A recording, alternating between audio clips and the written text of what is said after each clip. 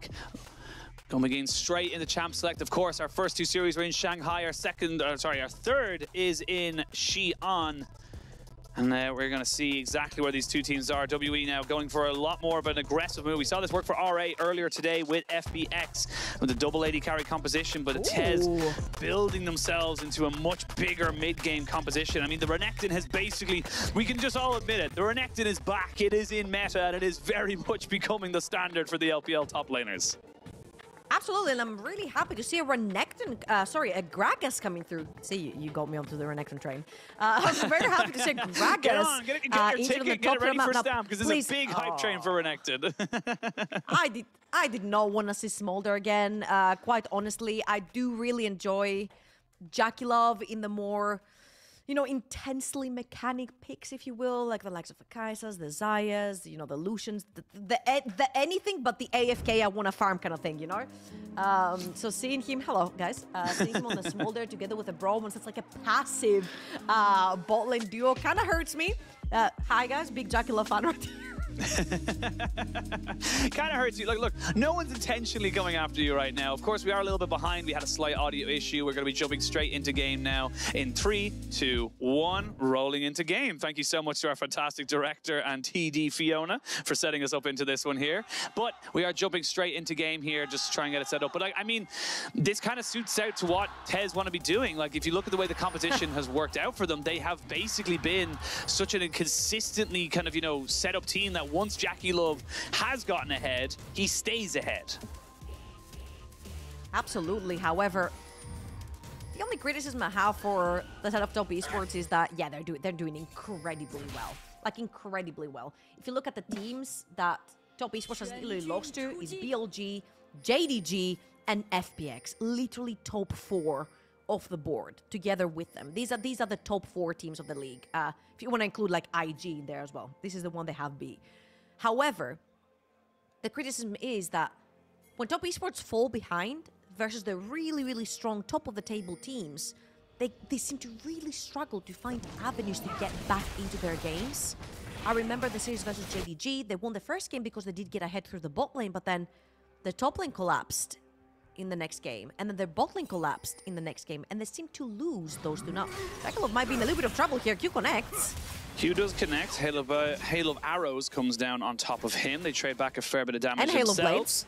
Yeah, and get themselves some decent trade in here. That's just the kind of way the Varus lane goes. You just want to try and get early priority, get your first level 2 going, and of course the Smolder will just take a while to build up, as we saw in that last game. Sometimes you never get to it, or maybe you do and it's way, way too late. We do be looking for about 20-minute mark is when we're like kind of looking for it, but now Prince needs to be careful. Having those concussive blows on top of you, getting procced without a cleanse can be a massive issue. But for now, WE happy to keep pushing back the Smolder.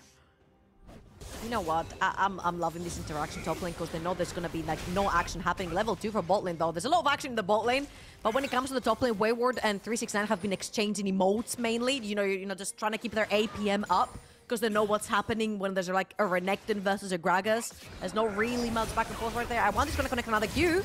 He is going to connect another Q, but there's a heal to come out from Meiko after the Ignite comes in from Lwandy. And I'm loving this from the WE bot lane, just kind of saying, look, we can keep throwing hooks at you. Lwandy will be fine. We're not worried about this whatsoever. It forces Meiko to go back. He's the one without a teleport, and he's going to be losing a little bit of XP now coming back into this lane. I was about to say, I really hope JackeyLove doesn't back in TP here, because since I was towards the bot side of the map, you're going to be all alone underneath this tower, and if you do get dived, you're going to need the teleport to TP back in, and it's going to be the case. He's getting dived. He is getting dove right now. He does have a flash, but he's not going to use it. That's just a clean dive coming out from WE, and they will get so much off of this lane as well. Just even with the TP coming out to kind of nullify it, JackeyLove loses so much underneath that tower. Yeah, and Tian pathing from bot to top side of the map. Of course, he's not there to defend the dive. He's going to go for the Scuttlecraft towards the top side of the map. And now, I wanted to have like an open discussion about Lee Sin in general, the LPL, you know, a lot of Chinese junglers, plus Tian.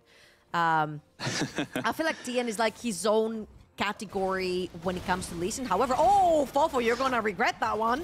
Yeah, he's going to get the reset, though. Nope, he gets the reset. Very smartly done there. Yeah, got the explosive bomb reset, so he did get a little bit extra kind of help with that, but could have been a little bit of a situation. But as you were saying about the Lee Sin junglers back of the to my LPL. discussion. So, okay, never mind. I wanted to stop the discussion. However, okay, I'm good. Okay. So, you know, all the Milky Waves, the Lions of the LPL, the Shuns of the LPL, they take Lee Sin, they're absolute monsters on the Rift. By 3 minutes in, they have visited bot lane, top lane, my fridge, you know, like everywhere. the Lee Sins have been everywhere. However, Tian has a very elegant way, that I think that's the word I want to describe it, a very elegant way he plays Lee Sin. His Lee Sin is so controlled and calculated. He knows absolutely every in and out of that champion, to the point where he will not make plays unless he knows they're 100% guaranteed, especially onto this Lee Sin. So there's a huge difference between the Demon Lee Sin that we see in general walk around the Rift over in the LPL and Tian. I feel like he's a category of his own. And every time I watch him play, that champion is just so much different in terms of playstyle versus all the other junglers over in the LPL. And I just wanted to bring this up because you might not see him make a lot of proactive plays over in the early game, but he just makes up through his mechanics on the champion later on in the fights. And I would love to keep an eye on the Tian in the coming fights to come.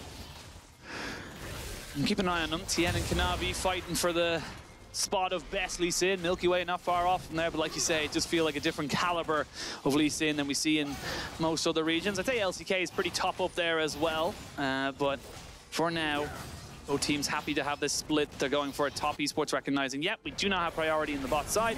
We know that. We're just going to give it the Dragon. We'll get the Grubs instead. FoFo going to have to try and see if he can keep Creme just nicely contained up in this mid lane, and maybe even go for a little bit of extra kind of movement. We see how far ahead of Tristana can go should they be allowed to just kind of keep free farming. So curious to see how FoFo navigates this champion and see how top esports maybe try and deal with it. But for now, everyone just happy to let the objectives be traded. No more skirmishing happening. We do have a replay on the bottom right. Maybe there's a little bit of a ult to be used there by the WE mid laner. So there is no ultimate right now on Tristana, however, there is onto the way. It does alleviate a little bit of that pressure when you walk into a Tristana and trying to make plays for it. Level 5 for Tian. He's usually looking for that level 6 to start making plays, the big kicks. However, for WE, their initial plan was to punish the Smolder. I mean, every time there is a Smolder on your map, your initial plan is to punish it and pin it down in lane. We did see in our previous game, FPX did this very successfully in game number 2. The Smolder never came back. However, right here, JackeyLove has made himself a little bit more aware of the situation. He's fallen about 10 CS behind. However, he does have his flash available to him, even though he got dived earlier on. And he will keep farming towards that goal of the 225 stacks, trying to get that first execute on the queue. Look back up towards the top side as well. Obviously, JackeyLove will be on his merry little mission for a very long time.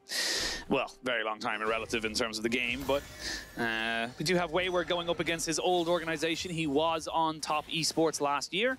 Did not work out for him, and I do believe Ox will be absolutely delighted to know that he is back to emoting. Not with the Amumu crying, but this time around with a, it seems to be a crying ghoul, I believe, from like a Senna W or something. So it seems to be it's interesting kind of new development within Wayward's character arc within the LPL. But right now, WE, they have got access to Prince's ultimate. No ultimate available for JackeyLove or Meiko, so this could be an opportunity here to maybe get something going for them. And I'd like to voice my disappointment a little bit here. WE is a team that is known to play towards the top side of the map. They do usually give Wayward a counter pick or a very strong laner that he can bully whoever is against him with. Of course, 369 is not really a very bullyable, I made this a word, top laner. And it's not going to be the case right here for WE. They are playing towards that bot side because they need to make sure that Smolder does not come out of laning phase. FoFo, very nice W away, but the slow? Oh, they needed to land that Q. The ult is fantastic there from FoFo to make sure there's absolutely nothing else to happen. Smolder backing away from the turret. Meiko is a Braum. They don't want to risk going for the dive there. The Braum can get them fairly sticky situations. Tian going to find himself in a 1v1 with Heng, but For now, they're happy to go. Oh, no, he wants all that smoke, and he wants to try and go for it because now Creme has to be forced into a 1v1 versus FoFo. FoFo forced the flash away. He does not have the ultimate. It's a bit of a scrap on all different sides. 2v2s, 1v1s. And now we get a full 4v4. JackeyLove is dead. And the Smolder shall be going back crying to his mama, but it is traded for the mid laner of WE. Flash forward, flash away. Good fear from Creme to make sure Prince could not forward himself anymore, and that is going to be a 1-for-1 trade. Oh, but JackeyLove's losing so much. They had to ditch an entire wave down the bot lane, him and Meiko, to try and join this fight to make it a 4 versus 4 for top esports. So WE will take this any time of the day. Sure, they're gonna lose their mid laner, but they earn a lot on the bot side of the map. Another kill going to the side of Prince, who was already a huge bully onto JackeyLove and Meiko towards the bottom of the map. But you see, Tian, you said it. He wanted that 1 versus 1. He saw that Creme was walking first. FoFo engaged onto Creme on the top side of your screen. And if you look on the bot, then Meiko and JackeyLove have the first move into the river, but they cancel. You see JackeyLove trying to carry himself through the wall, but he's not allowed to. Cancel coming in from the Zinza right there. And even though they do get a 1-for-1 trade, look at all the creeps that are dying on the bot side of the map for JackeyLove, and this is a champion that wants to farm, wants to reach that late game. You put him too far down, you get to snowball through. The Smolder will just never come back up in the surface, and they're bolting. They don't even have a wave yet, and they want to die. Smolder. That is literally the game plan right now. Just keep camping Smolder. I will say, though, very difficult to kind of get that without a cannon minion. They're going to look for it anyway.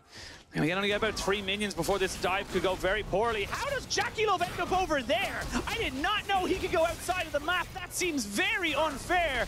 And JackeyLove and Meiko will survive the gank and almost get themselves a kill back as well.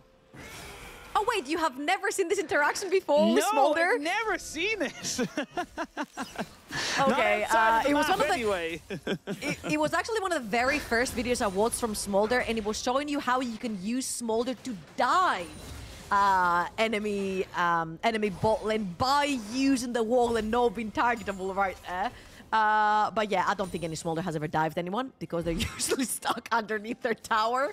So that's a different story right here. But yeah, JackeyLove using the travel right here to get onto the wall and wrap around, basically. That's insane. Not getting autoed right here by the Nautilus is huge. Not getting pinned in place. He gets to clear out the wave, which means that a repeat dive was not possible. But Tian is getting caught here by Lwandy. He is, but he's going to get out from his mid laner after the flash as well. So no flash kick available for Tian. Dragon is up and alive, but now Lwandy without a flash and an ult could be in a little bit of trouble if he gets caught out here, but still looking fairly safe with his Swifties as he moves around as quick as he possibly can.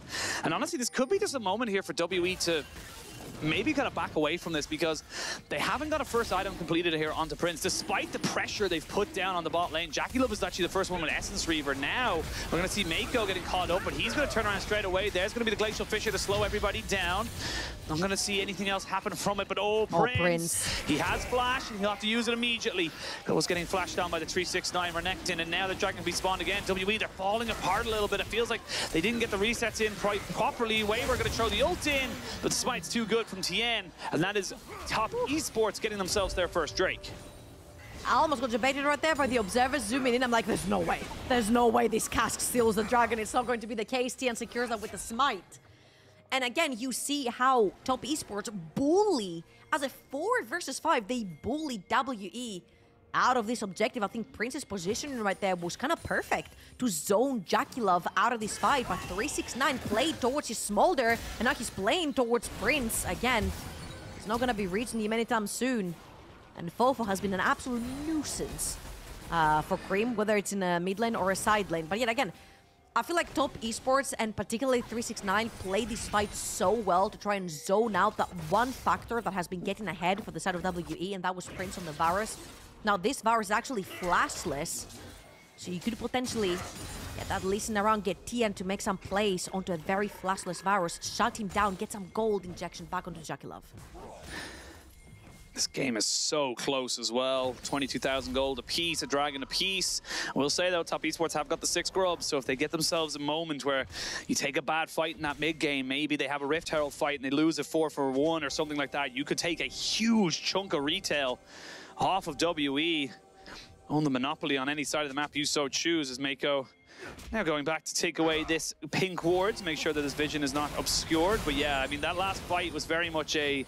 I do feel like Prince kind of maybe should have just gone back a little bit earlier. You can see he's ahead on CS, but just not really getting the item completion that he needed. And now you might have a Dragon, or excuse me, a Rift Herald fight. Wayward over the wall, going to jump onto Meiko and bring him back to his team, but an Unbreakable and a stand behind me alongside a Glacial Fisher. They're investing a lot onto this Braum. He will get him eventually, and that should be the kill and the Rift Herald. So nicely done here by WE to secure themselves a little bit of extra resources after the fact. I'm not sure what's happening right there with TES, because Creme is all the way back in base, doesn't have TP to join. 369 is all the way down bot lane, so you know he's not going to be joining anytime soon. JackeyLove just about dodges the knock-up right there from the Rift Herald, but I feel like this was a little bit of a whoopsie from the side of top esports, just walking a little bit too far forward. They didn't expect Wayward to be inside that brush, so they do end up trading just a headbutt on the mid lane tower versus a bot lane tier 1. 369 again not having the teleport to join them. Did net them an advantage on the map overall by taking a tower down. Yeah, the tower, the mid lane tier 1 though, is very low.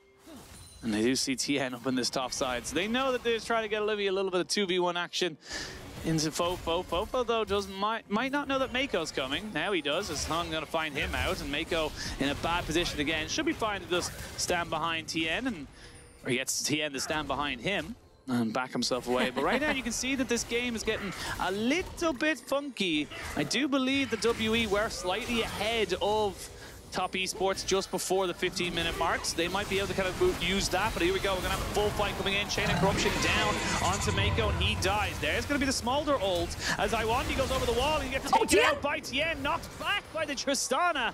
And now JackeyLove chasing down Prince, looking for a little bit more action on this play. Prince does have the ghost pushing, but that's still a 1-for-1 trade. And now Creme and FoFo going back at it once more. But it looks like now Creme feeling a lot more confident to make this play work. He's trying to push the ult.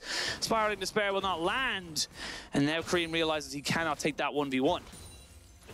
I just gotta say, even though there's not a lot of kills on the map right now, there's a skirmish going on top lane, there's another skirmish going on in the river, there's another skirmish going on in the mid lane, there's another skirmish going on in the bot lane. There are skirmishes happening all across the board, and everyone is playing on their limits. You see Tian diving back in to grab one kill. Then FoFo has been continuously trying to find an opening onto Creme, and he just cannot get to kill that way. Meiko kept continuously getting caught, but then his team is turning it around, and somehow every single move on the map is netting top esports a tower. It was the bot lane tower before, it's the top lane tower right now, with Creme taking that one, and of course the Dragon coming up in 30 seconds.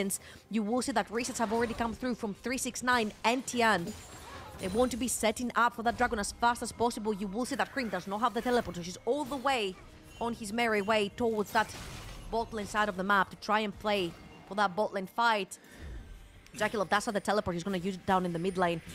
Almost on his second item, almost that Soljin completed for JackeyLove onto this Smolder, and honestly, everything is up for grabs because the previous Smolder we watched was super far behind, but JackeyLove has kept pretty even so far. Finds himself the flash engage right onto Tian, and Tian is dead. Spiraling Despair will come out on the Heng, but he's already got himself away from this fight. Doesn't have a Crescent Guard, so has to flash away after the fact. TP not going to be used by 369. He's on a massive flank already. He's going to find Wayward, but that's not a priority target. One glance back on the 3v4 play. There's going to be Mom coming in for the fight. They do get a fear down on the Lwandy, and despite this being a 4v5, you're starting to feel like with top esports, with JackeyLove so healthy, they can maybe take this fight. 369 in the dominance, now going to jump onto the jungler of WE. Heng trying to just keep himself alive here. They drag back Lwandy. FoFo trying to take this fight as best he can to get another kill, but they're still going with JackeyLove at 369 at the helm. FoFo gets slowed down, but the hail of blades, or the hail of arrows, keeps him nicely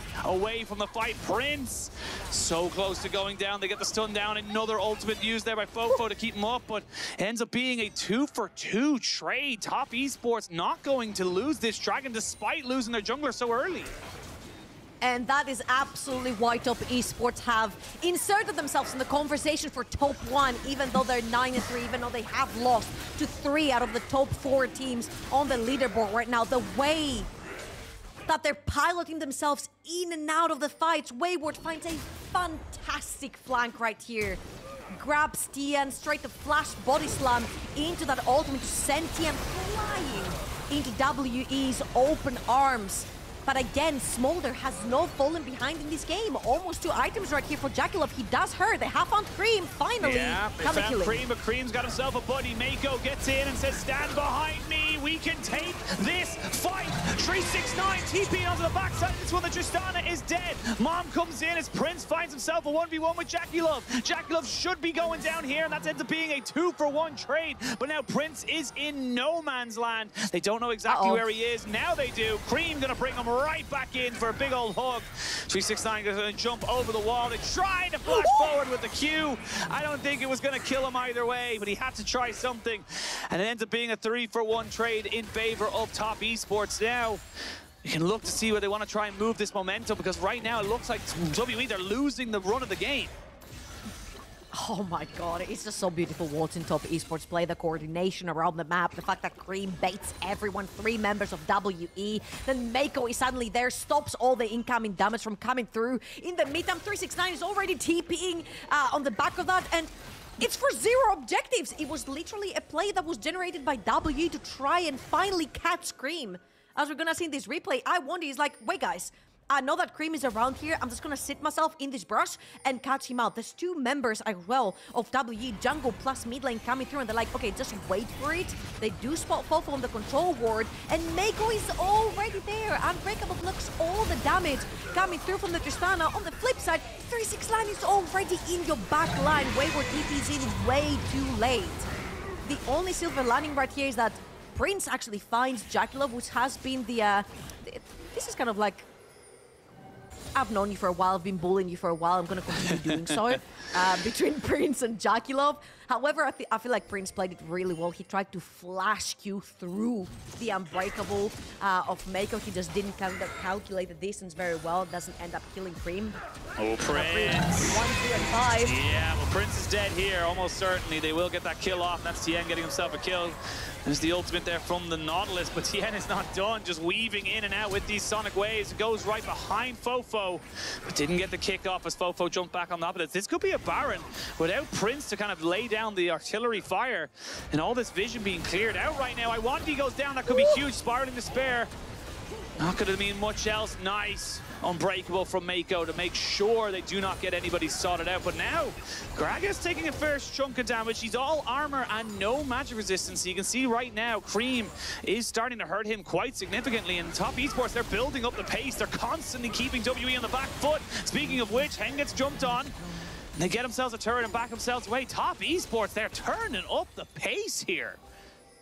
Absolutely, they're playing right in their face. And this is a whole different style that we see of Smolder gameplay, right? JackeyLove is 1 and 3. This would typically be, hey, your Smolder never joins the fights, he sits down bot lane or whichever lane has a tower that's still standing tier 1, permanently farming. It's not the case.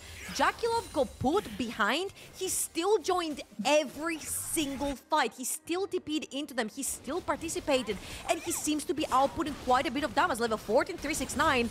He might want to take his chances into FoFo. It's not going to be the case. You see Meiko already making his way towards the top of the map, but yeah, I feel like TES have bridged the gap. Yeah, FoFo's going to find himself in a 2v1, but I think the Renekton really does win that one, and he will get that kill. Now Heng might have to suffer the consequences of his mid laner's actions, and that's going to be 2 kills. There's no jungler, there's no mid laner. Immediately you see the Smolder TPing towards that Baron. They want this objective, and Top Esports want this game.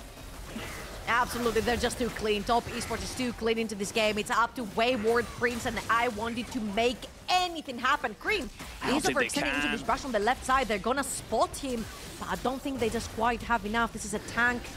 Gragas, there's not gonna be no bomba in this particular one. He's gonna try maybe to R through the Baron. It's not going to be. No, the Unbreakable is literally just that, Unbreakable. Also 225 stacks hit by JackeyLove just as that Baron was starting. So they are in such a strong position right now. Nearly up to 3 items here for JackeyLove despite him being put behind. But yeah, like, I mean, this is just such patient play from 369. And also FoFo, he was looking at shop because he sees the Renekton for about 2 seconds and then goes, oh crap, and then messes up the jump. I mean, okay, in all fairness, the wave had gone so far out that there's no way someone was gonna be there, right? Right? Well, it wasn't the case. 369 was waiting. 369 getting jumped on by 4 people. Still survive, has to flash out, has no TP to join back in, but the rest of TES is here. I mean, this is where JackeyLove can really start to push in and get these executions down. He's just forcing everyone back. Wayward, your tank, your engage, really, your face checker is backing away so slowly. They're just trying to put down damage. Keep going for it. There comes Mom to put down some more hurt. Lwandy is not going to make it out of this one. You would imagine the concussive blows land, stunning him up, and he is dead. Top Esports get 2 kills. Prince is a 3rd, and he is going to be followed by, you imagine, the rest of his team as WE back off on full retreat. I mean, I don't know if they can defend anymore. They're going to reset 369 here, maybe go towards that top side, but I mean, this could be an inhibitor very easily. This could be an end very easily. There's 25 seconds onto this Varus. You've got 6 Void Grabs as well. You do have Teleport coming through from Creme if you want him on full mana right here. There is a Dragon that's going to be getting pinged out. It's not quite going to be the end right here, but if WE want to turn this around, if they die here, it could be an end for them. There's still Baron buff onto TES. Yeah, they're going to go back towards, though, the Dragon on top of Top Esports. Just get that up to Soul Point. 2 Infernal Dragons as well, just to kind of stack them up ever so nicely. And this game is getting so far away from WE. Top Esports, it was close. 15 minutes, I even think I said WE had a slight gold lead at 15 minutes, but after that, it just went 8,000 gold, 3 Dragons to 1, and right now, how do you fight this here as WE? But they're going to look to try and fight 369. He does have ult, no flash though, and he dodges around so many of these abilities. They've committed so much to him, and now they might be actually caught off at the pass. They're going to be caught off on the backside of this one here. They have full vision of absolutely everybody around. 369 still pushing forward. They don't even get the Scuttle Crab.